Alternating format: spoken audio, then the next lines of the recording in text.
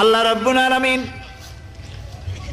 কোরআনে কারীমের ভিতরে নবীজির নাম একটি বারের জন্য নাম ধরে তাকে ডাকেন নাই, বরং তিনি বলেছেন তোমরা পরস্পর পরস্পরকে যেভাবে নাম ধরে ডাকাডাকি করো আমার নবীকে সেভাবে নাম ধরে ডাকবে না। আল্লাহ নিষেধ করেছেন আমার নবীর নাম ধরে ডাকবে না। সুবহানাল্লাহি ওয়া বিহামদিহি।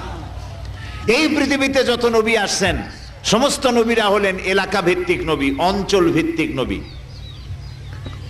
এক এক এলাকার, নূহ আলাইহিস সালাম এক এলাকার, মুসা আলাইহিস সালাম আলাক এলাকার, দাউদ আলাইহিস সালাম আরাক এলাকার, এরকম এলাকা ভাগ ভাগ করা। কিন্তু মুহাম্মদ সাল্লাল্লাহু আলাইহি ওয়াসাল্লামকে আল্লাহ রাব্বুল আলামিন কোন এলাকার জন্য নবী বানান নাই।